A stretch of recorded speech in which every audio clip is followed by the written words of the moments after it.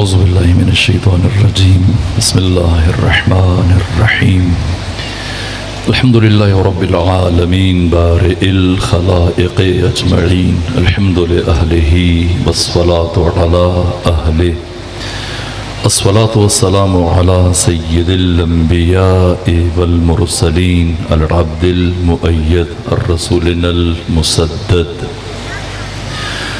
المصطفى الأمجد الحبيب الأحمد النبي الأمي المكي المدني السراج المنير الكوكب الدري صاحب الوقار والسكينة المدفون بأرض المدينة سيدنا ونبينا وشفيع ذنوبنا طبيب قلوبنا وحبيب نفوسنا ومولانا أبي القاسم محمد المصطفى وأهل بيته الأطيبين الأطهرين الأنجبين المأسومين المظلومين ولعنة الله على أعدائهم ومنكري فضائلهم وغاصبي حقوقهم من جوم عداوتهم إلى الآن ومن الآن إلى قيام يوم الدين أما بعد فقد قال حق سبحانه وتعالى في القرآن بسم الله الرحمن الرحيم والفجر وليال عشر والشفع والوتر والليل إذا يسر هل في ذلك قسم لذي حجر يا أيتها النفس المطمئنة ارجعي إلى ربك راضية مرضية فادخلي في عبادي وادخلي جنتي صلوات بھیجیے خاندان فاطمہ. خدا سبحان کی بارگاہ میں سپاسگزار ہوں کہ اس مقام پر آپ بامعرفت مومنین کے نورانی چہروں کی زیارت کا شرف حاصل ہوا. حق تعالیٰ آپ سب کو اپنی حفظ و پناہ میں رکھے اور حوادث سے روزگار سے محفوظ اور مامون رکھے. میں نے ان ایام کی مناسبت سے قرآن مجید کے ایک معروف سورہ کی 9 آیتوں کی تلاوت کا شرف حاصل کیا. سورہ مبارکہ فجر جو قرآن حکیم کا 99 نمبر سورہ ہے وہ 30 آیتوں پر مشتمل ہے، اور اس سورہ کا آغاز پروردگار نے قسموں سے فرمایا. قرآن مجید کے 70 سورتوں کے شروع میں کوئی بھی قسم نہیں ہے. باقی 44 سورتوں کے آغاز میں اللہ نے 118 قسمیں استعمال کی. کسی سورہ کے شروع میں ایک قسم ہے جیسے سورہ مبارکہ عصر، اور کسی سورہ کے شروع میں 2 قسمیں جیسے سورہ ضحیٰ، اور کسی سورہ کے شروع میں اللہ نے 3 قسمیں استعمال کی جیسے سورہ العادیات، اور کسی سورہ کے شروع میں پروردگار نے 4 قسمیں استعمال کی جیسے سورہ مبارکہ 3، اور کسی سورہ کے شروع میں 5 قسمیں جیسے سورہ فجر. اور سورہ فجر کے بعد قرآن مجید کا صرف ایک سورہ ہے جس میں اللہ نے اس سے بھی زیادہ قسمیں اٹھائیں، اور وہ سورہ مبارکہ شمس ہے کہ جو کل 15 آیتوں پر مشتمل ہے. اور 15 میں سے پہلی 7 آیات میں یعنی آدھے سورہ میں اللہ نے مسلسل بالاستیعاب بغیر وقفے کے 11 قسمیں استعمال کی. سورہ شمس کے بعد وہ سورہ جس میں اللہ نے قرآن میں سب سے زیادہ قسمیں اٹھائیں استعمال کی، یہ سورہ فجر ہے جسے سورہ امام حسین علیہ السلام بھی کہا جاتا ہے. اور ابو جعفر یعقوب کلینی نے اس حدیث کو امام ششم سے بیان کیا کہ امام ششم نے اپنے صحابی حضرت ابو بصیر سے فرمایا، اے ابو بصیر، تم اپنی واجب اور مستحب نمازوں میں سورہ فجر کی تلاوت کیا کرو۔ تو ابو بصیر نے عرض کیا فرزند رسول کوئی خاص وجہ؟ فرمایا اس لیے کہ یہ سورہ میرے دادا حسین ابن علی سے متعلق ہے۔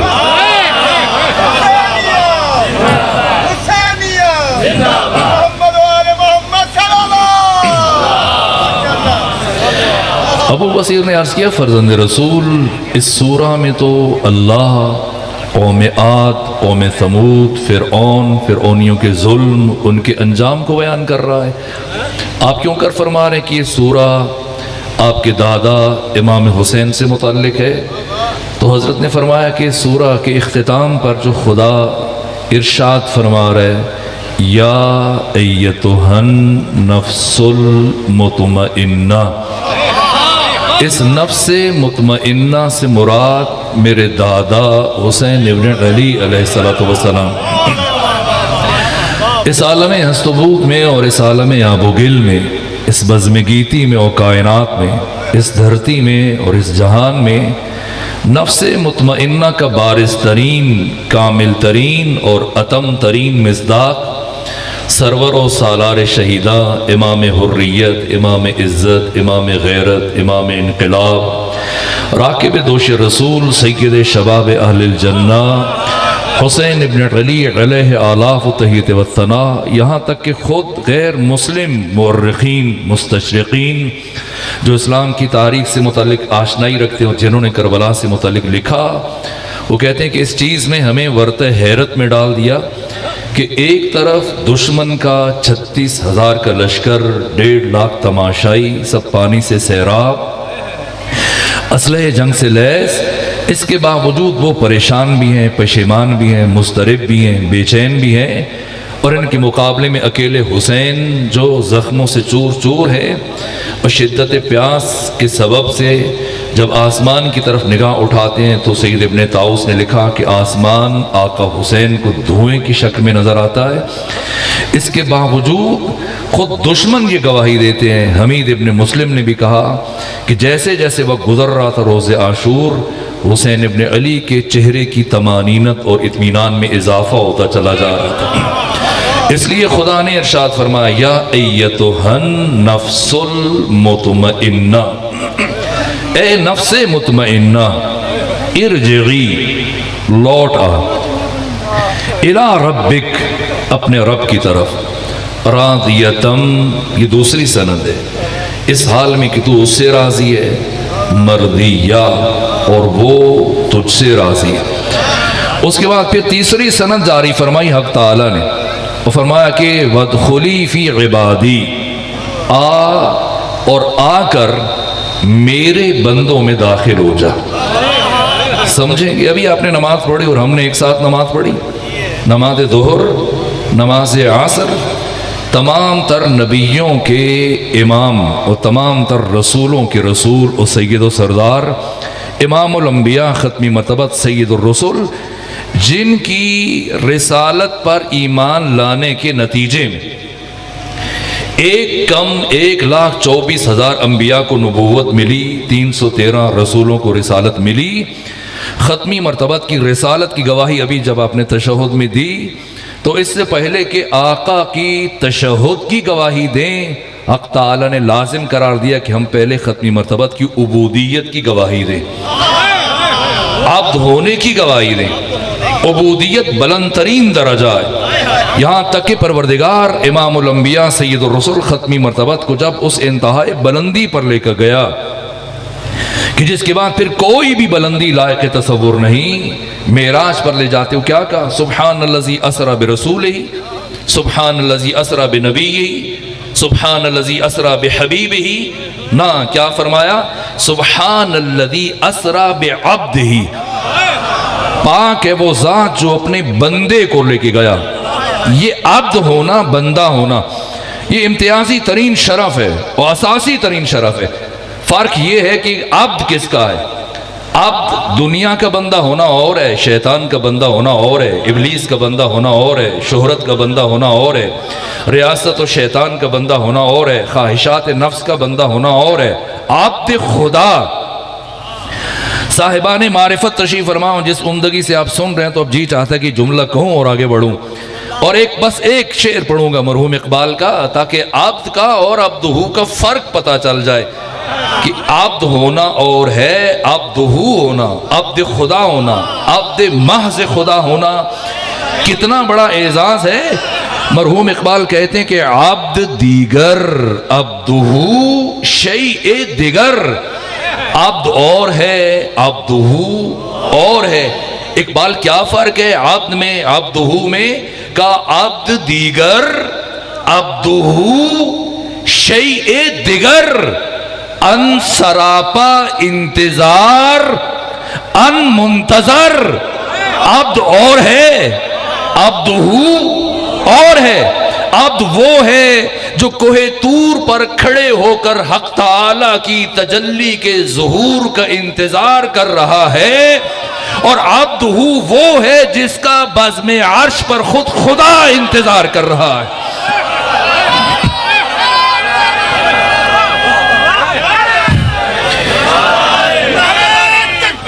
اللہ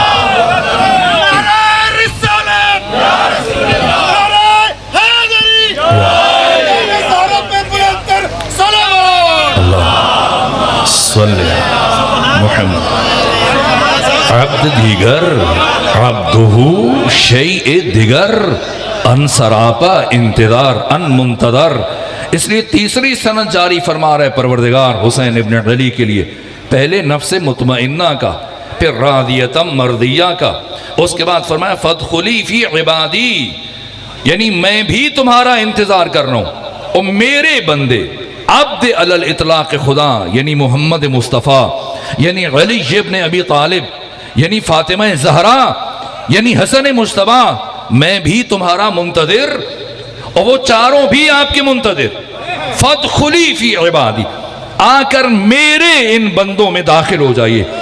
اور اس کے بعد پروردگار نے چوتھی سند جاری فرمائی وادخلی جنتی، آئیں اور آ کر میری جنت میں داخل ہو جائے۔ یہ کون سی جنت ہے؟ عام طور پر ملا نے جو جنت کا نقشہ پیش کیا جیسے جنت ایک پارک ہے، ایک ریسٹورنٹ ہے، ہوٹل ہے، کہ ایک شخص ٹکٹ لے کے کھڑا ہے اور آپ بھی چلے جائیے آپ بھی چلے جائیے آپ بھی چلے جائیے۔ نہ، جنت مکان نہیں ہے، جنت مقام ہے، اور ذی مراتب مقام ہے۔ یہ جو آپ دعائیں مانگتے ہیں اور عالم دین جا خطیب آ کر دعا کرواتے کہ پروردگار مرحوم کے درجات کو بلند فرما، یہ مطلب کیا ہے؟ یعنی درجے ہیں۔ ممکن ہے ہم سب کے سب جنت میں جائیں، اور یہ بھی ممکن ہے کہ ہم جنت میں جانے کے بعد کبھی ایک دوسرے کو نہ دیکھ پائیں۔ ہر ایک کا درجہ اس کے عمل کے مطابق، اس کی معرفت کے مطابق الگ ہے۔ اور بہار الانوار کی 98 نمبر جلد میں ملا باقر مجلسی نے امام ششم سے امام صادق سے حدیث نقل کی کہ آقا فرماتے کہ اہل جنت میں 70,000 سال میں ایک مرتبہ سردار جنت حسین ابن علی کے نورانی چہرے کی زیارت کا شرف حاصل کریں گے۔ اس کا مطلب وہ جنت جس میں خود حسین رہتے ہیں وہ الگ ہے۔ جب باقی اہل جنت اپنی جنت میں 70,000 سال میں ایک مرتبہ حسین کے چہرے کی زیارت کریں گے، اس کا مطلب ہے کہ جنت ذی مراتب مقام ہے، ذی درجات مقام ہے، درجے ہیں، ہر ایک کا درجہ الگ ہے۔ فادخلی فی عبادی وادخلی جنتی۔ حسین کا تعارف اور آئیے قسموں کی طرف، وقت محدود ہے تو میں اشارے کروں اور آگے بڑھوں۔ والفجر، سب سے پہلی قسم۔ اب چونکہ نفس مطمئنہ کا مفہوم روشن ہوا، راضیتم مرضیہ کا مفہوم کسی حد تک روشن ہوا، وادخلی فی عبادی کا مفہوم کسی حد تک روشن ہوا، وادخلی جنتی کا مفہوم روشن ہوا، تب خود واضح ہو گیا کہ فجر سے مراد کیا؟ یہ کون سی فجر ہے کہ جس کی پروردگار قسم اٹھا رہے؟ والفجر، مجھے فجر کی قسم، ولیال عشر، اور مجھے 10 راتوں کی قسم، والشفع والوتر، مجھے جفت کی قسم، مجھے طاق کی قسم۔ پھر 10 راتوں کی قسم اٹھانے کے بعد پروردگار چوتھی آیت میں 5ویں قسم اٹھا رہے اور فرما رہے واللیل اذا یسر، مجھے رات کی قسم جب وہ ڈھلنے لگے۔ یہ کون سی رات ہے کہ پروردگار پھر ان تمام راتوں کی 10 راتوں کی قسم اٹھانے کے بعد ایک رات کی بطور خاص قسم اٹھا رہا ہے، اور پھر پروردگار عقل بشر کو دعوت دے رہا ہے 5ویں آیت میں۔ فرماتا ہے کہ کوئی حل فی ذالک قسم الذی حجر، کیا ان قسموں میں سے کوئی قسم صاحب عقل کے لیے موجود نہیں کہ اسے فکر پر آمادہ کرے کہ پروردگار کیا کہنا چاہ رہا ہے؟ اگر نفس مطمئنہ سے مراد حسین ابن علی تو پھر فجر سے مراد فجر عاشور ہے، روز عاشور اور صبح عاشور، اور لیال عشر سے مراد وہ محرم کے پہلے 10 دن ہیں جنہیں پروردگار نے حسین ابن علی کے ساتھ خاص کیا۔ اس سے زیادہ وضاحت نہیں دے سکتا تاکہ نتیجے تک پہنچا جا سکے، میں تیزی سے آگے بڑھوں۔ والفجر، مجھے صبح عاشور کی قسم، یا مجھے روز عاشور کی قسم۔ ولیال عشر، مجھے محرم کی پہلی 10 راتوں کی قسم۔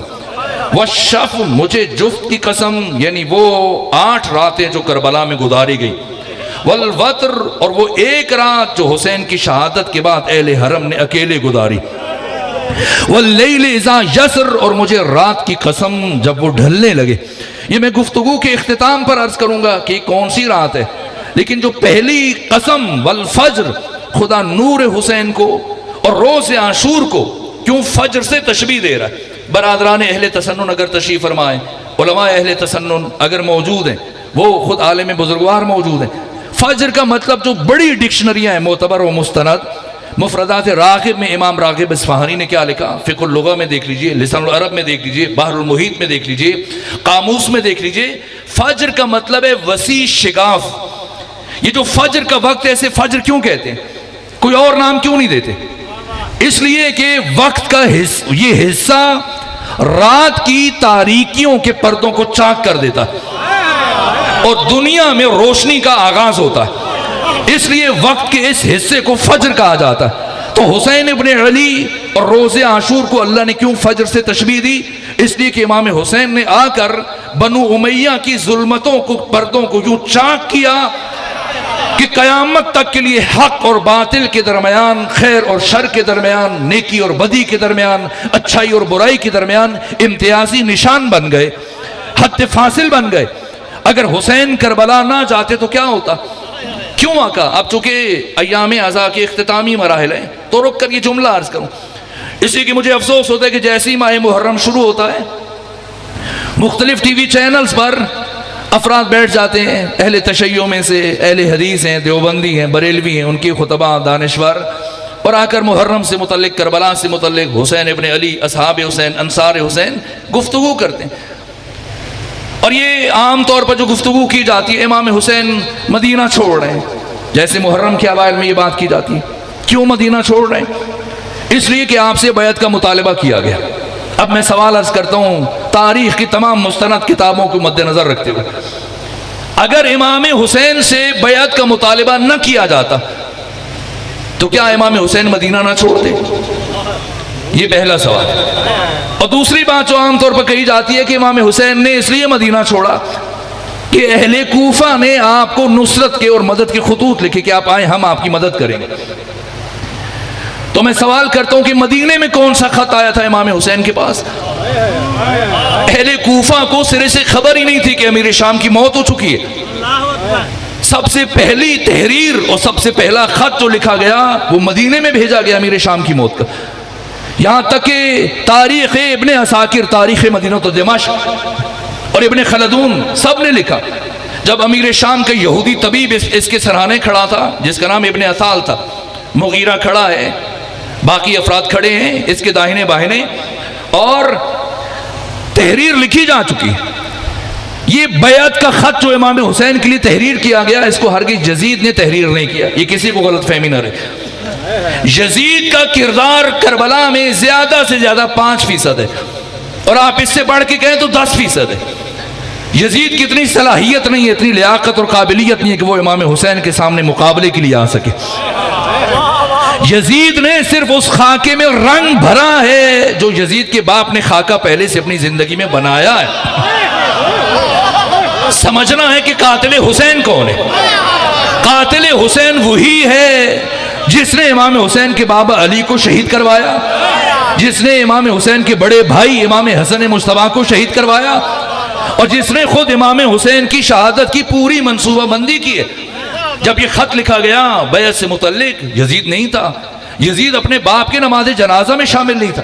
کوئی تاریخ اٹھائیں، امام شمس الدین ذہبی کی تاریخ الاسلام اٹھا لیجیے، ابو الفدا ابن کثیر کی البدایہ والنہایہ اٹھا لیجئے، تاریخ ابن خلدون اٹھا لیجئے، امام اسماعیل بخاری کی جنہوں نے صحیح بخاری لکھی، ان کی حدیث کی کتاب زیادہ شہرت لگتی ہے، لیکن تاریخ کبیر اتنی شہرت نہیں ملی، اسے اٹھا لیجئے، اور مروج الذہب اٹھا لیں، تاریخ مسعودی اٹھا لیں، یعقوبی اٹھا لیں، اور کوئی تاریخ کی کتاب اٹھائیں، نہ یزید کو سرے سے خبر نہیں ہے، نہ یزید باپ کے نماز جنازہ میں بھی شامل نہیں۔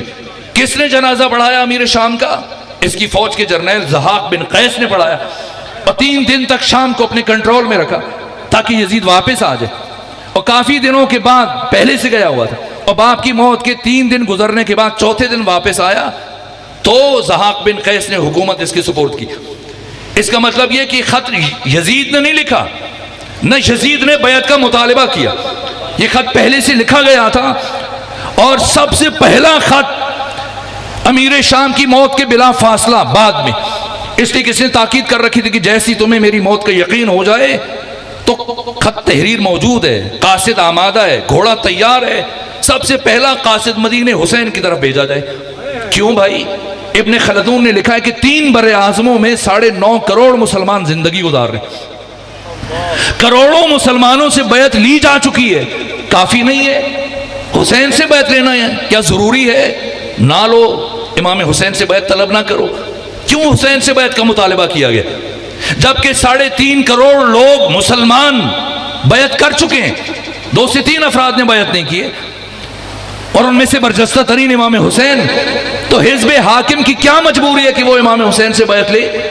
اس کی مجبوری یہ کہ وہ اپنے کفر کو بنام دین لوگوں پر تھوپنا چاہتا ہے، اور وہ اپنی بادشاہت کو، اپنی ملوکیت کو دین کا ٹائٹل دینا چاہتا ہے، اور وہ خلافت کے عنوان سے حکومت کرنا چاہتا ہے، اور یہ ٹائٹل اور یہ عنوان بنو امیہ کو اس وقت تک نہیں مل سکتا چاہے 9.5 کروڑ مسلمان اس کی بیعت کر لیں، جب تک کہ زمانے کا محمد مصطفیٰ اس کی تائید نہ کرے۔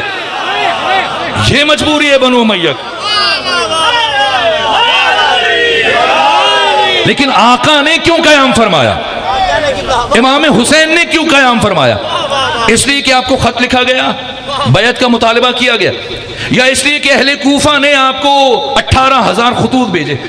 اہل کوفہ کے خطوط کی پہلی کھیپ قیس بن مسارد سیداوی اور جناب سعید بن عبداللہ حنفی یہ 15 رمضان کو امام حسین علیہ السلام کے پاس لے کر مکہ میں آئے، اور امام حسین 28 رجب کو مدینہ چھوڑ چکے ہیں۔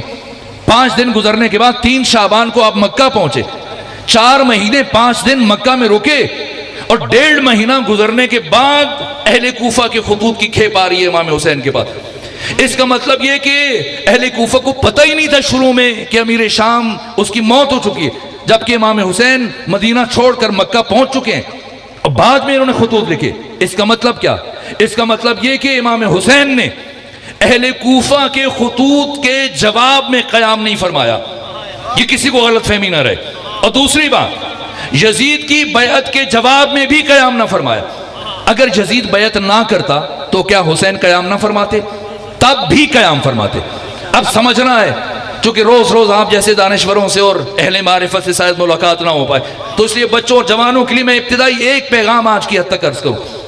سمجھنا ہے کہ امام حسین علیہ السلام نے قیام کیوں فرمایا، اور اگر امام حسین کربلا نہ جاتے تو کیا ہوتا؟ امام حسین یزید کی بیعت نہ کر کے بھی خود کو بچا سکتے تھے؟ نہیں بچا سکتے تھے۔ کیا عبداللہ ابن زبیر نے یزید کی بیعت کی؟ نہیں کی۔ کیا قتل ہو گیا؟ نہیں، قتل نہیں ہوا۔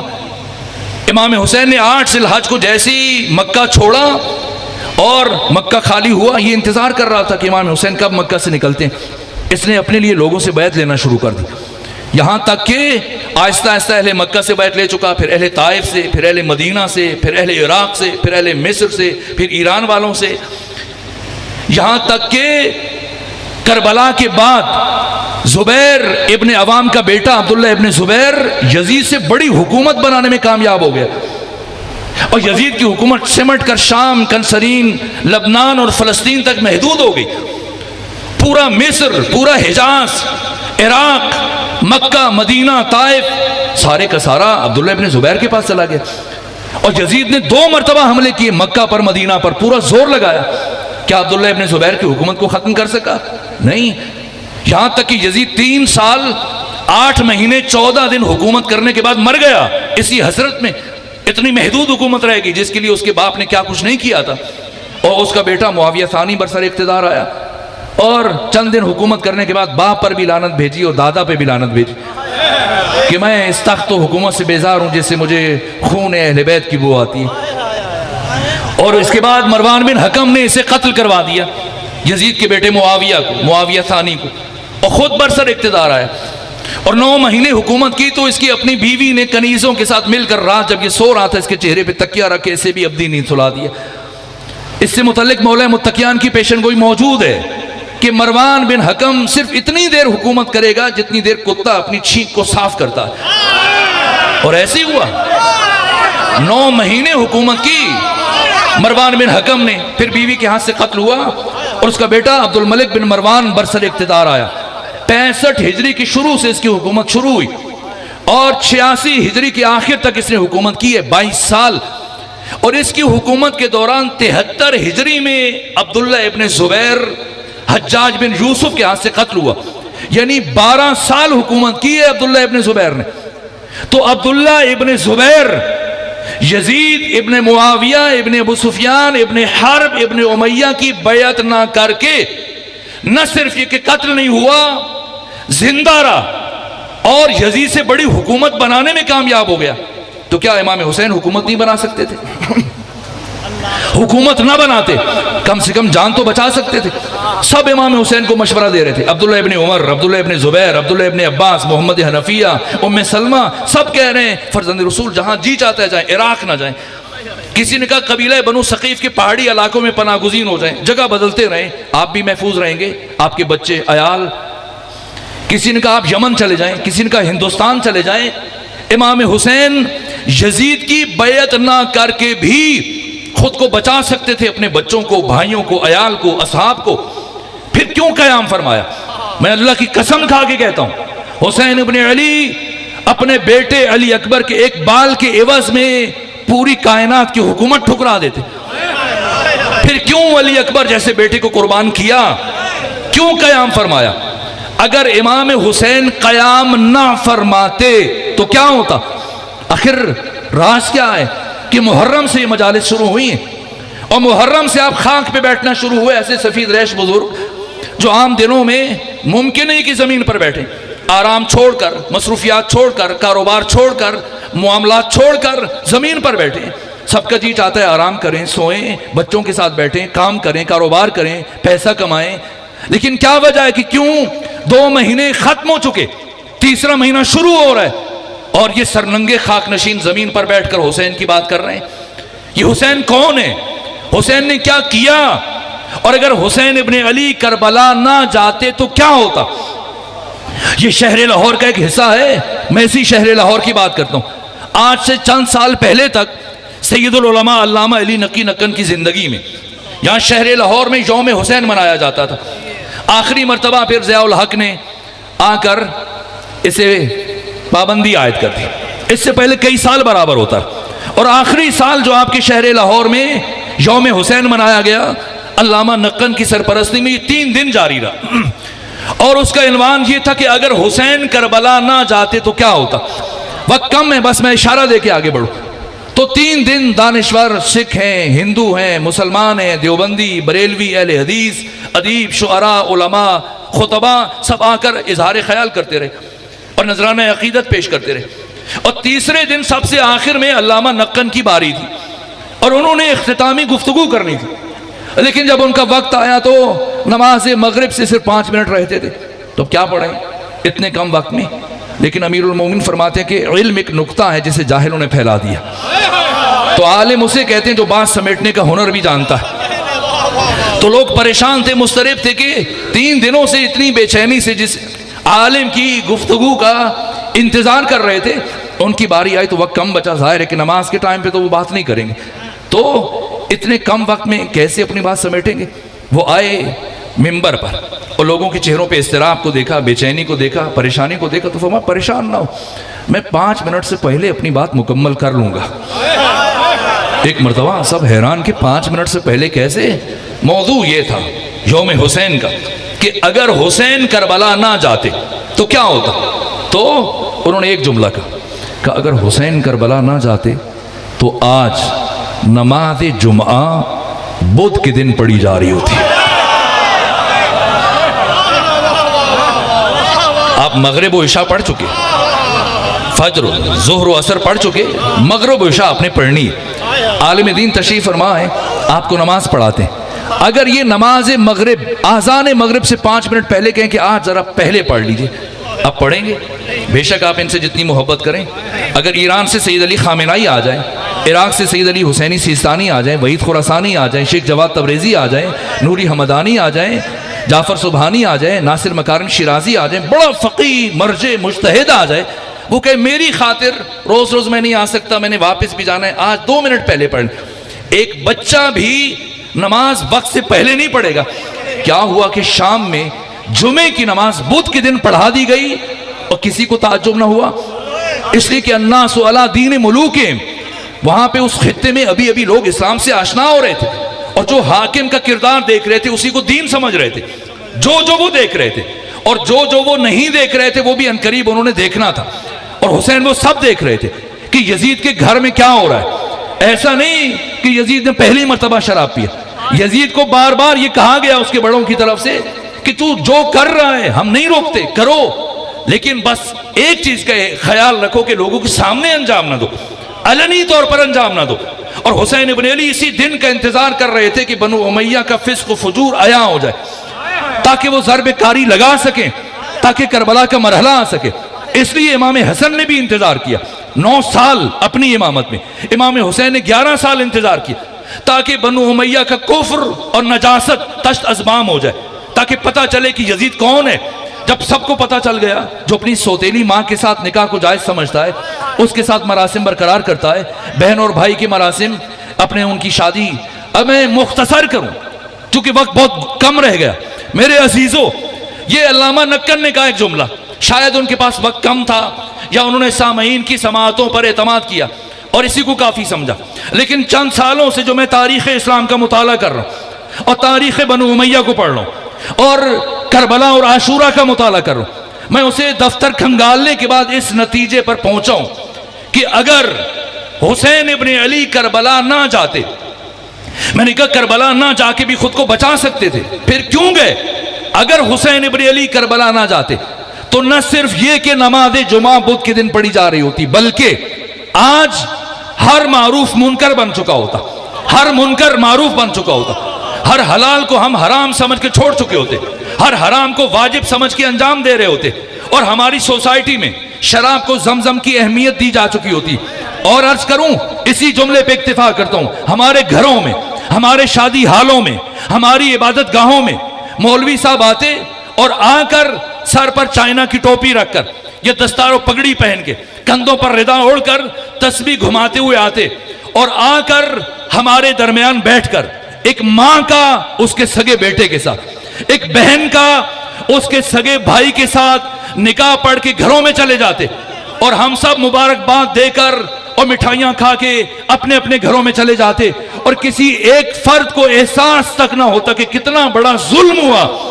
اگر حسین نہ جاتے، حسین اپنی ذات کے لیے نہیں گئے تھے، حسین ناموس بشر کے لیے گئے، حسین عزت انسانی کے لیے گئے، حسین کرامت بشری کے لیے گئے، حسین انسانی قدروں کی بقا کے لیے گئے، حسین ابن علی اخلاقی اقدار کے احیاء کے لیے گئے، حسین ناموس بشر کے لیے گئے۔ اگر کہ وہ دیوبندی ہے، بریلوی ہے، اہل حدیث ہے، شیعہ ہے، امام حسین کا کسی مسلک سے تعلق نہیں ہے۔ ڈاکٹر گپتا رام جن کا تعلق ہندوستان سے تھا، ہندو تھے، اس کے باوجود 3 شعبان اور 10 محرم کو اپنے بچوں کے ساتھ مل کر سبیل بھی لگاتے تھے، لوگوں کو کھانا بھی کھلاتے تھے، خود ڈاکٹر تھے، ان کی بہو بیٹے سب ڈاکٹر تھے۔ کسی نے پوچھا بھائی آپ تو شیعہ نہیں ہیں، آپ تو مسلمان نہیں ہیں، آپ تو ہندو ہیں، آپ کیوں حسین کے آنے اور آپ کی شہادت کے دن میں اتنا اہتمام کرتے ہیں؟ تو کیا جواب دیا؟ کہ کیا کروں، مجبور ہو جاتا ہوں۔ کہ کیسی مجبوری؟ کہ اگر میں ایسا نہ کروں تو میرے ضمیر پر ایک بار آ جاتا ہے، بوجھ آ جاتا ہے۔ کہ کیسا بوجھ؟ کہ میں جب بھی اپنے گھر میں داخل ہوتا ہوں، میرے گھر میں کچھ خواتین رہتی ہیں، اسی گھر میں میری ماں رہتی ہے، اسی میں بیٹی رہتی ہے، اسی میں بہن رہتی ہے، اسی میں میری زوجہ رہتی ہے، دیکھنے میں تو چاروں خواتین ہیں، بحیثیت خاتون ان چاروں میں کوئی فرق نہیں ہے، لیکن میں ماں کو ماں کی نگاہ سے دیکھتا ہوں، بیٹی کو بیٹی کی نگاہ سے دیکھتا ہوں، بہن کو بہن کی نگاہ سے دیکھتا ہوں، زوجہ کو زوجہ کی نگاہ سے دیکھتا ہوں۔ تو جس حسین نے رشتوں کے درمیان مجھے یہ فرق عطا کیا ہے، میں اس حسین کو کیسے فراموش کر دوں؟ حسین کچھ بھی، اگر کوئی نماز پڑھ رہا ہے، عبادت کر رہا ہے، کوئی کام کر رہا ہے، اہل تسنن، اہل تشیع، بریلوی، اہل حدیث، دیوبندی، تشیع، بنام دین، اس کے پاس اگر کسی کے پاس تسبیح پہنچی ہے، کسی کے پاس اذان پہنچی ہے، حج پہنچا ہے، نماز پہنچی ہے، حجاب پہنچا ہے، ناموس بشر پہنچی ہے، اس وقت پوری دنیا میں جہاں جہاں بنام دین جس کے پاس جو کچھ بھی ہے، صرف اور صرف حسین ابن علی کی وجہ سے۔ ہر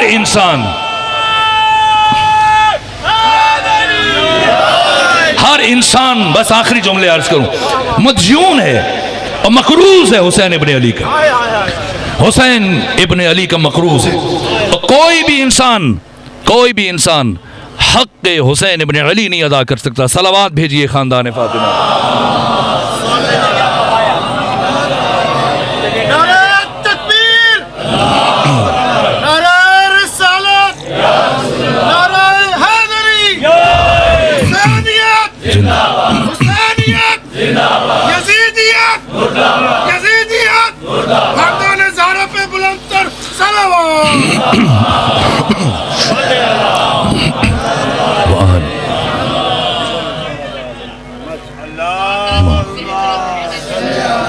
محمد وآل محمد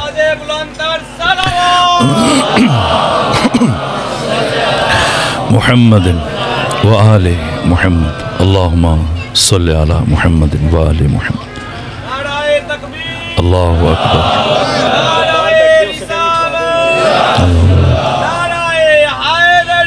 یا علی اللہم صلی علی یا علی ماشاءاللہ۔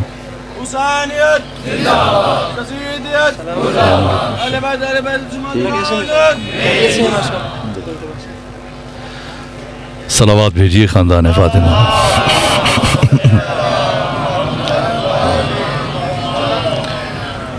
وسیلہ ناقص نہیں ہونا چاہیے۔ یا اللہ اللہ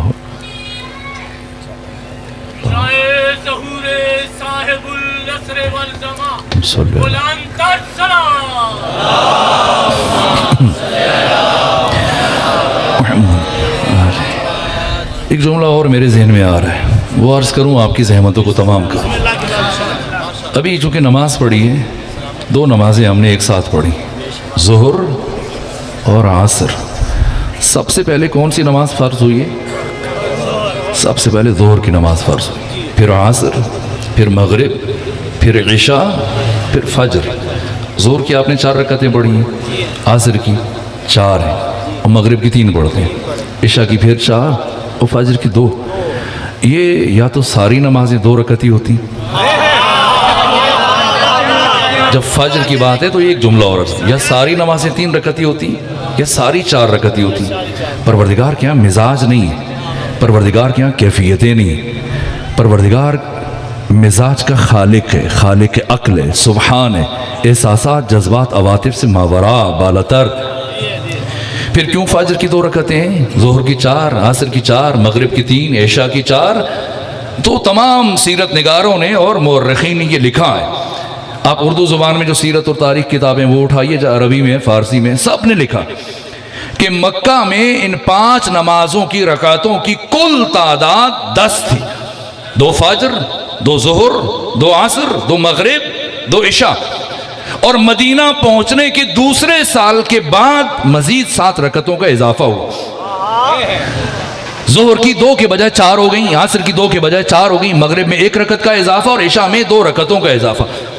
لیکن فجر کو پروردگار نے بدستور 2 ہی رکھا، ان 2 رکعتوں کو۔ کیوں؟ میں نے عرض کیا، خدا کیا احساسات نہیں۔ اول جعل میں شعر مقدس نے، آیت اللہ جوادی عاملی نے، حسن زادہ عاملی نے، خمینی بت شکر نے اس کی اور باقی عرفاء نے جو وجہ بیان کی، کہا کہ مکہ میں ان 5 نمازوں کی رکعتوں کی کل تعداد 10 تھی، مدینہ پہنچنے کے بعد جو 7 رکعتوں کا اضافہ ہوا، اس کی حکمت جو دوسری ہجری میں مزید 7 رکعتوں کا اضافہ ہوا. سب سے پہلے جو نماز فرض ہوئی یہ ظہر ہے، اور اول جال میں اس کی کل 2 رکعتیں تھیں. مزید 2 رکعتوں کا جو اضافہ ہوا یہ اعزاز مصطفیٰ میں. یہ 2 رکعتیں عزت مصطفیٰ کی تجلی کا مظہر ہے. اور عصر کی 2 رکعتیں جو بعد میں فرض ہوئی مدینہ میں یہ اعزاز مرتضیٰ میں، اس لیے کہ یہ 2 رکعتیں عزت مرتضیٰ کی تجلی کا ظہور ہے. اور مغرب کی 1 رکعت یہ اعزاز فاطمہ زہرا سلام اللہ علیہا میں، اور عشاء کی 2 رکعتیں یہ اعزاز امام حسن مجتبیٰ میں. لیکن فجر کی 2 رکعتوں کو پروردگار نے بدستور 2 رکھا. کیوں؟ بشر کو یہ سمجھانے کے لیے کہ جو کچھ خدا کا ہے وہ سب حسین کا ہے، اور جو کچھ حسین کا ہے وہ سب خدا کا ہے. اس لیے کہ حسین نے اپنی ذات کے لیے قیام نہیں فرمایا، حسین نے دین خدا کی بقا کے لیے اپنا سب کچھ قربان کر دیا. ابھی آپ لاہور میں ہیں تو آپ ظہر کی 4 رکعتیں پڑھیں گے، اور عصر کی 4 رکعتیں، اور عشاء کی بھی 4 رکعتیں. لیکن اگر لاہور سے ہمارے یہاں آ جائیے، اسلام آباد آ جائیے، ملتان چلے جائیں، دوسرے شہروں میں، تو پھر 4 رکعتی نماز 2 رکعتی ہو جائے گی. ظہر کی 4 کے بجائے 2 پڑھیں گے، عصر کی 4 کے بجائے 2 پڑھیں گے، عشاء کی 4 کے بجائے 2 پڑھیں گے. لیکن مغرب میں کوئی کمی نہیں آئے گی، اور فجر میں بھی کمی نہیں آئے گی. ایسا نہیں کہ مغرب کی 3 میں سے 1 کم کر دیں، فجر کی 2 میں سے 1 کم کر دیں. تو آئیں مل کر خدائے حکیم سے سوال کریں، پروردگار جب ظہر و عصر و عشاء کی نمازوں میں تخفیف رکھی ہے تو پھر مغرب اور فجر میں کوئی تخفیف کیوں نہیں رکھی؟ تو خدا فرمائے گا اس لیے کہ میں اپنا حق بھی معاف کر سکتا ہوں، اور مصطفیٰ کا حق بھی معاف کر سکتا ہوں، اور علی کا حق بھی معاف کر سکتا ہوں، اور حسن کا حق بھی معاف کر سکتا ہوں. لیکن میں کبھی بھی بشر سے نہ حق فاطمہ زہرا کو معاف کر سکتا ہوں،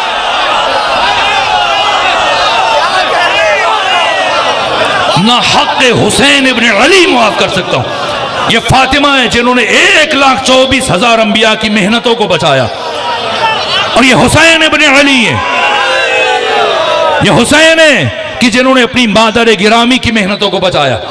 جہاں سیدہ کا کام رکا وہاں سے حسین کا کام شروع ہوا. والفجر واللیال عشر، اس لیے ان 10 راتوں کو پوری دنیا میں پروردگار نے حسین کے ساتھ خاص کر دیا. والشفع والوتر، جفت کی قسم، طاق کی قسم، اشارہ کر دیا. بس جناب ذاکر تشریف فرمایا تو بس آخری جملہ عرض کروں آخری قسم سے متعلق. واللیل اذا یسر، مجھے رات کی قسم جب وہ ڈھلنے لگے. یہ کون سی رات ہے 10 راتوں میں سے کہ پروردگار 10 راتوں کی قسم اٹھانے کے بعد پھر اس 1 رات کی قسم اٹھا رہا ہے؟ یہ کون سی رات ہے؟ یہ شب عاشور ہے. شب عاشور، اگر کوئی سمجھنا چاہتا ہے کہ شب عاشور کی اہمیت کا راز کیا ہے اور شب عاشور میں کیا ہوا، تو پہلے رک کر وہ شب ہجرت کو سمجھ لے. اس لیے کہ جو شب ہجرت ہوا وہی شب عاشور ہوا. شب ہجرت میں کیا ہوا؟ یہ حدیث نہیں ہے کہ کوئی کہے راوی معتبر نہیں ہے، غیر ثقہ ہے، سند ضعیف ہے. نہ، قرآن مجید کی آیت ہے، اور ایک آیت کا انکار پورے قرآن مجید کے انکار کے مترادف ہے. اور قرآن فرما رہے شب ہجرت سے متعلق وَمِنَ النَّاسِ مَن یشری، لوگوں میں سے، وَمِن لوگوں میں سے ایک، مِنَ النَّاسِ من جو یشری بیچتا ہے، نفسہو اپنا نفس. تمام لوگوں میں سے ایک وہ ہے جو نفس، اپنی زندگی، اپنی حیات، اپنی جان تجارت کرتا ہے. یشری بیچتا ہے، کیا خریدتا ہے، کیا تجارت کرتا ہے؟ مرضات اللہ، ابتغاء مرضات اللہ. نفس بیچتا ہے، خدا کی رضا خریدتا ہے. یہ تجارت کس نے کی ہے؟ علی نے. کب؟ پیغمبر کے بستر پر سو کر. اللہ کی قسم ساری دنیا کے تاجر دن کے اجالے میں جاگ کر وہ تجارت نہ کر سکیں جو علی نے شب ہجرت سو کر تجارت کی. کیا بیچا، کیا خریدا؟ شب ہجرت علی نے اپنی جان خدا کو بیچی. اور کیا خریدا؟ رضا خدا. آج سوشل میڈیا پر بیٹھ کر بعض نام نہاد روشن فکر جو حقیقتاً راشن فکر ہیں، اور وہ ایسی گفتگو کرتے ہیں کہ جناب سیدہ کی وفات کے بعد علی نے فلاں کی بیعت کر لی تھی. علی کی بیعت کے ساتھ نسبت دینے سے پہلے قرآن مجید کی اس آیت کو قرآن سے نکالنا پڑے گا. ورنہ ایک آیت کا انکار پورے قرآن مجید کے انکار کے مترادف ہے۔ علی کون ہیں؟ بیعت کی نسبت کی جرأت دینے سے پہلے اس آیت کو پڑھو جس میں خدا علی کا تعارف کرا رہا ہے کہ لوگوں میں سے ایک ایسا ہے جو شب ہجرت اپنا نفس خدا کو بیچتا ہے، خدا کی رضا خود خریدتا ہے۔ تو جب علی نے شب ہجرت کی تجارت کی، اس بیع و شراء کے بعد، اس خرید و فروخت کے بعد، جب علی نے اپنا نفس بیچ دیا اور خدا کی رضا خرید لی، تو بتائیں نفس علی کہاں ہے جسے بیچا؟ یعنی خدا کے پاس شب ہجرت کے بعد نفس علی خدا کے پاس، اور رضائے خدا جس نے خریدی کس کے پاس؟ علی کے پاس۔ نفس علی خدا کے پاس، رضائے خدا علی کے پاس۔ اب اگر کسی کو علی ابن ابی طالب سے بیعت لینے کا شوق ہے تو خدا کے پاس جائے، اس لیے کہ نفس علی وہاں ہے۔ اور اگر کسی کو رضی اللہ بننے کا شوق ہے تو علی کے دروازے پر آ جائے، اس لیے کہ رضائے خدا یہاں ہے۔ اگر آ کر اس کا سر علی کے دروازے پر جھک گیا تو رضی اللہ بن جائے گا، اور اگر سر نہ جھکا اور وہ بدبخت علی کے مقابلے میں آ گیا، رضی اللہ تو نہیں بنے گا، لعنت اللہ علیہ یقیناً بن جائے گا۔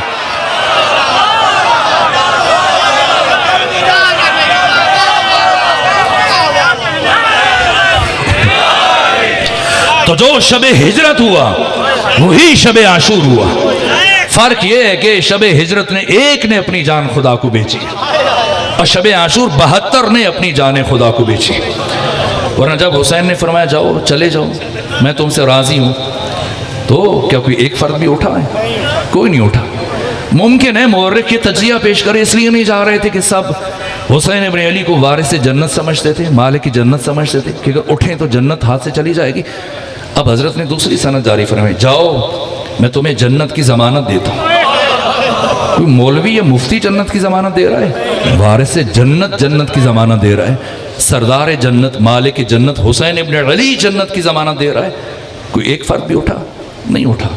ممکن ہے مورخ یہ تجزیہ پیش کرے اس لیے نہیں اٹھ رہے تھے کہ آنکھوں کی شرم مانے تھی کہ کس طرح سے جلتی روشنی میں حسین کو دشمنوں کے درمیان اکیلے چھوڑ کے چلے جائیں۔ اب سید الشہداء نے تیسرا کام کیا اور فرمایا بیٹا علی اکبر چراغ خیمہ کو گول کر دیجیے۔ اور جب چراغ بجھا، ایک چراغ بجھا، 72 چراغ جل اٹھے، اور سب سے پہلے 72 میں سے 11 اصحاب رسول ہیں، اور سب سے پہلے جو شخصیت خیمہ حسینی میں اٹھ کے کھڑی ہوئی وہ حضرت حبیب ابن مظاہر ہیں۔ عرض کیا فرزند رسول آپ فرما رہے ہیں ہم چلے جائیں؟ کیسے چلے جائیں؟ اگر آج چلے جائیں تو قیامت کے دن آپ کے نانا محمد مصطفیٰ کو کیا منہ دکھائیں گے؟ فرمایا جزاکم اللہ عنی خیر الجزا۔ حبیب بیٹھ جائیں۔ حبیب بیٹھے تو اس کے بعد زہیر ابن قین اٹھ کے کھڑے اور عرض کیا فرزند رسول یہ دنیا فانی ہے اور ہم نے بھی بہت جلدی مر جانا ہے، لیکن اگر فرض کر لیا جائے کہ یہ جہان ابدی اور سرمدی ہے، اور یہ بھی فرض کر لیا جائے کہ ہم نے اس میں ہمیشہ رہنا ہے، تب بھی اے فرزند رسول ہم اپنی جانیں آپ کے قدموں پر قربان کر دیں گے۔ اور پھر عابس ابن شبیب شاکری اٹھے اور کہا کہ اے فرزند رسول اگر مجھے اس طرح سے قتل کیا جائے کہ تیر و تبر و نیزہ و شمشیر کے ساتھ زندہ میرے جسم سے گوشت کو کاٹ کے الگ کیا جائے اور پھر میرے جسم کے ٹکڑوں کو جلا دیا جائے اور اس راکھ کو فضا میں اڑا دیا جائے یا پانی میں بہا دیا جائے، پھر زندہ کیا جائے اور مجھے اسی طرح سے دوبارہ قتل کیا جائے، یہاں تک کہ 70,000 مرتبہ اسی طرح قتل کیا جائے پھر اٹھایا جائے، تب بھی میری صرف ایک خواہش ہوگی کہ میں اپنی جان آپ کے قدموں پر قربان کروں۔ اور اس کے بعد سعید بن عبداللہ حنفی اٹھے اور کیا جملہ کا، میں جب اس جملے کو سوچتا ہوں مجھے آج تک اس جملے کا جواب سمجھ میں نہیں آیا۔ سعید اٹھے، عرض کیا فرزند رسول آپ فرما رہے ہیں ہم چلے جائیں، ہم چلے جاتے ہیں، اگر آپ ہمیں ایک سوال کا جواب دیں کہ وہ افراد کہ جنہیں ان کی ماؤں نے پیدا ہی اسی دن کے لیے کیا تھا وہ آپ کو چھوڑ کر کیسے چلے جائیں؟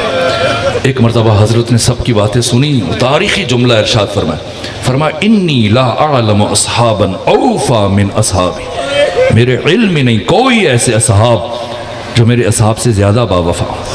میں بات کو پھیلا رہا ہوں، مجھے اس موقع پہ مرحوم اظہر حسن زیدی کا ایک جملہ یاد آتا ہے۔ کسی نے ان سے پوچھا کہ بتائیں اصحاب رسول میں اور اصحاب حسین میں کیا فرق ہے؟ کہ کوئی فرق نہیں، بس ایک لفظ کا فرق ہے۔ کہ وہ کون سا لفظ ہے؟ کہ آؤ اور جاؤ۔ کہ یہ کیسا فرق ہے؟ کہ پیغمبر 9 سالوں میں 83 جنگوں میں بلاتے رہے آؤ، کوئی نہیں آیا۔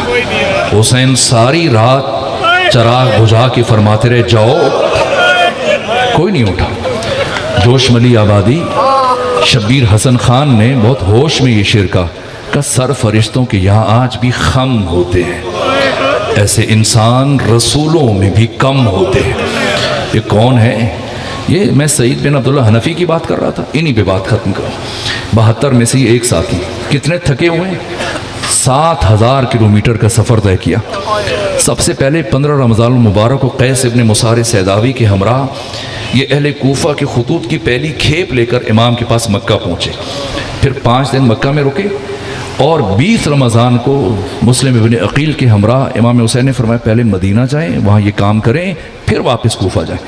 یہ 300 فرسخ ایک طرف، پھر واپسی پہ 350 فرسخ، پھر تیسری مرتبہ جناب مسلم کا خط لے کے گئے، چوتھی مرتبہ پھر امام حسین کا خط لے کے آئے جناب مسلم کے لیے۔ یہ 1250 فرسخ، 7000 کلومیٹر، کیسا سفر؟ صحرا کا۔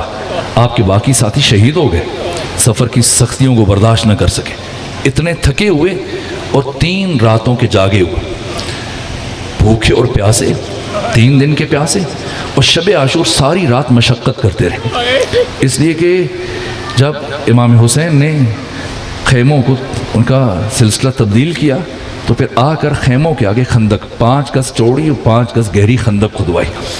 ساری رات امام کے ساتھی خندق کھودتے رہے، جو وقت بچا جنگل سے جھاڑیاں کاٹ کے لائے اور خندق کو جھاڑیوں سے بھرا، تاکہ امام حسین جب آخری مرتبہ رخصت کر کے جائیں تو جاتے ہوئے خندق میں جھاڑیوں کو آگ لگا دیں، تاکہ بیبیوں کو سنبھلنے کا موقع مل جائے۔ جب دشمن اچانک حملہ کرے تو بیبیاں اچانک سے گھبرا نہ جائیں، پریشان نہ ہو جائیں۔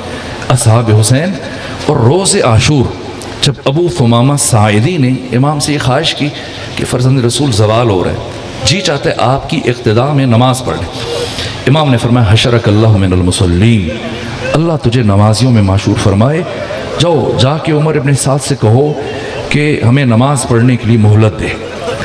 تو جب گئے ابو ثمامہ تو عمر ابن سعد نے کہا کہ تمہاری نماز قبول نہیں ہے کہ تمہیں پڑھنے کی اجازت دی جائے۔ اب امام حسین نے اپنی نماز کی حفاظت کا انتظام کیا۔ ایک جملہ اور رک کے عرض کروں، یہاں امام حسین نے نماز خوف ادا کی۔ کوئی یہ خیال نہ کرے کہ وہ ہستی جسے قرآن نفس مطمئنہ کہہ رہا ہے وہ نماز خوف پڑھے، نہ، یہ ایک فقہی اصطلاح ہے، عالم دین تشریف فرمائے مجھ سے بہتر جانتے ہیں، فقہی اصطلاح۔ نماز خوف جس طرح آپ نماز قصر پڑھتے ہیں 4 رکعتی نماز 2 رکعتی ہو جاتی، اور اس کا طریقہ یہ کہ امام آگے کھڑا ہوتا ہے، آدھے سپاہی امام کے پیچھے کھڑے ہوتے ہیں، باقی آدھے ان سب کی حفاظت کے لیے کھڑے ہو جاتے ہیں۔ امام 1 رکعت پڑھنے کے بعد زمین پر بیٹھ جاتے ہیں اور جو پچھلے نمازی ہیں وہ اٹھ کے کھڑے ہو جاتے ہیں اور دوسری رکعت جلدی سے ادا کر کے نماز مکمل کرتے ہیں، جگہ چھوڑتے ہیں، اور محافظ دستہ ان کی جگہ آ کے کھڑا ہوتا ہے، امام دوبارہ کھڑے ہو جاتے ہیں۔ اب امام کی دوسری رکعت ہے اور محافظ دستے کی پہلی رکعت ہے، دوسری رکعت وہ بھی اسی طرح سے الگ پڑھتے ہیں۔ اسے نماز خوف کہا جاتا ہے۔ جا کے پڑھیں، علماء سے پوچھیں، اہل سنت، اہل حدیث، دیوبندی، بریلوی علماء سے کوئی مسلک اپنی کتاب اٹھا کے بتائے کہ نماز خوف کا محل کیا ہے۔ آج میڈیا پر بیٹھ کے بات کی جاتی ہے کہ مسلمانوں کے درمیان جنگ ہو گئی تھی، ادھر بھی مسلمان تھے ادھر بھی مسلمان تھے۔ جا کے پڑھیں، علماء سے، مفتیوں سے، اہل حدیث سے، بریلویوں دیوبندیوں سے پوچھیں نماز خوف کا محل کیا ہے۔ نماز خوف صرف ایک صورت میں پڑھی جا سکتی ہے، جب ایک مسلمان گروہ کی جنگ کافر گروہ سے ہو۔ اگر 2 مسلمان گروہ لڑ پڑیں یہاں نماز خوف پڑھنا درست نہیں ہے۔ روز عاشور امام حسین نے نماز خوف پڑھ کر دشمن کے کفر پر مہر تصدیق ثبت کر دی۔ خبردار کوئی حسین کے مقابلے میں آنے والوں کو مسلمان نہ سمجھے۔ اور تو دو ساتھی امام کے بالکل امام کے سامنے کھڑے ہیں، ایک زہیر ابن قین ہے، دوسرے سعید بن عبداللہ حنفی۔ اب پہچانے سعید کون ہے؟ یہاں تک کہ امام نے نماز شروع کی، تیروں کی بارش شروع ہو گئی، اور ہر تیر کو سعید چونکہ بالکل سامنے تھے امام کے، اپنے وجود پر برداشت کر رہے ہیں۔ انسان کی موت کے لیے کتنے تیر کافی ہیں؟ 1 2 3 4 5 زیادہ سے زیادہ 8 10، لیکن جا کے پڑھے صاحب منہاج الدموع نے لکھا 100 سے زیادہ تیر سر سے لے کے پاؤں تک سعید بن عبداللہ حنفی کے جسم میں پیوست ہوئے کھڑے ہیں۔ 1 2 تیر انسان کی موت کے لیے کافی ہیں، پھر کیسے کھڑے ہیں؟ صرف عشق حسین میں، محبت حسین میں۔ اگر میں گر گیا تو کوئی تیر یوسف فاطمہ کو لگ جائے گا، اس لیے اپنی قوت ارادی کے بل بوتے پر تب تک کھڑے رہے جب تک امام نے نماز مکمل نہ کر لی۔ اور جیسے ہی امام حسین علیہ السلام کے زبان سے یہ جملہ جاری ہوا، السلام علیکم ورحمۃ اللہ وبرکاتہ، اب سعید گرے، اور زمین پر نہیں گرے، اتنے تیر تھے، مقتل نگاروں نے لکھا ہے کہ آپ کا لاشا تیروں پر معلق ہو گیا، اور گرنے کی وجہ سے تیر مزید آپ کے جسم میں اتر گئے، اور اب رخ کیا، آخری لمحے آخری سانس چل رہی ہے، اور سعید بن عبداللہ حنفی نے امام حسین کی طرف رخ کیا اور ایک سوال پوچھا، اوفیت یا ابا عبداللہ، اوفیت یا ابا عبداللہ، اے حسین ابن علی آقا، کیا میں نے آپ کے ساتھ وفا کی؟ استاد شہید مرتضیٰ مطہری کہتے ہیں اتنا کچھ کرنے کے بعد سعید کیوں پوچھ رہے ہیں کہ کیا میں نے حق ادا کیا، کیا میں نے وفا کی؟ کہ اس لیے کہ شب عاشور یہ 72 لوگ کشف الغطا کی منزل پر فائز ہو چکے ہیں، اور یہ جانتے ہیں کہ بشر اتنا کچھ کر کے بھی حق حسین ابن علی ادا نہیں کر سکتا۔ میرے عزیزو، اگر ہم قیامت تک روتے رہیں تب بھی وہ ایک تماچا جو جناب سکینہ کے رخسار پہ لگا، اس کا بدلہ نہیں چکا سکتے۔ بس میں ذاکر صاحب تشریف فرمائیں، میں ایک روایت پڑھوں، مجلس ختم کروں۔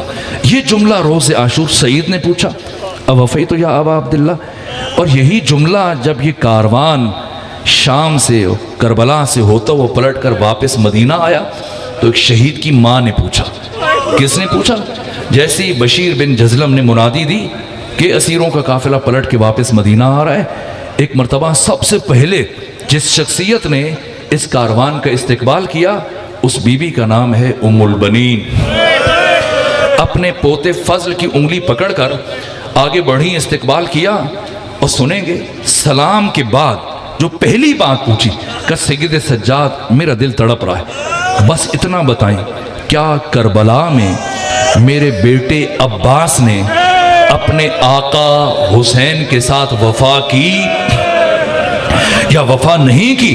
ایک مرتبہ امام سجاد کی آنکھوں سے زار زار آنسو گرنے لگے، نے کہا ام البنین آپ کو علم ہے وقت آخر شہادت کے موقع پر جس ہستی کا نام میرے بابا کے لبوں پہ تھا وہ آپ کا بیٹا عباس تھا۔ کہ سید سجاد مجھے تفصیل بتائیں۔ کہا امام سجاد نے فرمایا جب ہمیں اسیر کر کے کربلا سے شام کی طرف لے کر جا رہے تھے تو راستے میں عمر ابن سعد کی سواری میرے قریب چل رہی تھی، اور عمر ابن سعد نے اثناء سفر میں میرے بابا کے قاتل شمر ابن ذوالجوشن کو بلایا اور اس سے میرے بابا حسین کے قتل کی کیفیت پوچھی کہ بتا جب تو حسین کو قتل کر رہا تھا تب حسین کی حالت کیا تھی، کیا اس لمحے حسین نے تم سے کچھ کلام کیا؟ تو کہا یہ شمر بتا رہا تھا جو میں سن رہا تھا۔ شمر نے کہا کہ جب میں قتل حسین کے ارادے سے آگے بڑھا تو حسین قبضہ شمشیر پر اپنی پیشانی ٹیکے ہوئے بیٹھے تھے، میں نے آگے بڑھ کر حسین ابن علی کو کندھوں سے دھکا دیا اور حسین پشت کے بل زمین پر گرے۔ جب حسین پشت کے بل زمین پر گرے تو میں آگے بڑھ کر حسین کے سینے پر سوار ہوا، اور جب میں حسین کے سینے پر سوار ہوا ایک مرتبہ حسین نے نگاہ اٹھا کر میرے چہرے کو دیکھا اور دیکھنے کے بعد کہا اے شمر بڑی اونچی جگہ بیٹھا ہے، اے شمر بڑی بلند جگہ پر بیٹھا ہے۔ اے شمر مجھے اچھی طرح سے یاد ہے بچپنے میں میرے نانا محمد مصطفیٰ مجھے اپنی گود میں بٹھا کر جب مجھ سے پیار کرتے تھے تو میرے قمیض کے بٹن کھول دیتے تھے، پھر مجھے سینے سے چومنا شروع کرتے تھے، میری گردن کے بوسے لیتے تھے، میرے لب و رخسار کے بوسے لیتے تھے۔ تب ایک مرتبہ میرے نانا محمد مصطفیٰ نے مجھے بتایا تھا کہ حسین تجھے کائنات کا شقی ترین فرد قتل کرے گا، جس کے چہرے پر چیچک کے داغ ہوں گے، جس کا قیافہ خنزیر جیسا ہوگا، کہا اے عمر ابن سعد، جیسی میں نے حسین کی جملے سنے مجھے اتنا غصہ آیا کہ میں نے حسین کی داڑھی کو بائیں ہاتھ سے پکڑا، مجھے معاف کیجئے گا یہ مقتل کے جملے، میں نے حسین کی داڑھی کو بائیں ہاتھ سے پکڑا اور حسین کے رخسار پر تماچے مارنا شروع کیا کہ اسی اسنا میں حسین کی چھوٹی سی بچی دوڑتی وہ مقتل میں آ گئی، آ کر اپنے بابا سے لپٹ گئی اور کہا جتنا جی چاہتا ہے مجھے مار لے لیکن میرے بابا کو نہ مارو۔ میں نے اس بچی کو ہٹایا، سکت نہیں میں عرض کروں کہ شمر نے اس بچی کو اپنے بابا سے کیسے الگ کیا، لیکن بس اتنا کہوں تاکہ روایت مکمل ہو جائے، جتنی دیر میں شمر نے جناب سکینہ کو اپنے بابا سے الگ کیا اتنی دیر میں امام حسین نے اپنی قوت کو جمع کیا اور اپنا سر سجدے میں رکھا۔ جب سر سجدے میں رکھا شمر کہتے ہیں میں نے ضرب ماری، اور جب میں نے پہلی ضرب ماری تو حسین کی زبان سے یہ ذکر جاری ہوا رضن بقضائک وتسلیما لامرک لا معبود سواک یا غیاث المستغیثین، کہا میں نے دوسری ضرب ماری پھر حسین نے یہی ذکر پڑھا، میں نے تیسری ضرب ماری پھر حسین نے یہی ذکر پڑھا، میں ضربیں چلاتا رہا، حسین مسلسل یہی ذکر پڑھتا رہا، اور جب میں نے 13ویں ضرب چلائی اور حسین کے سر کو حسین کے تن سے جدا کیا، اب جو میں نے حسین کے بالوں میں ہاتھ ڈالے اور حسین کا سر اٹھایا تو میں نے دیکھا کہ ابھی بھی حسین کے لب ہل رہے ہیں، ابھی بھی حسین کے لب ہل رہے ہیں۔ میں نے سوچا اب حسین کون سا ذکر کر رہا ہے تو ایک ہی آواز برابر حسین کے لبوں پر جاری تھی، عباس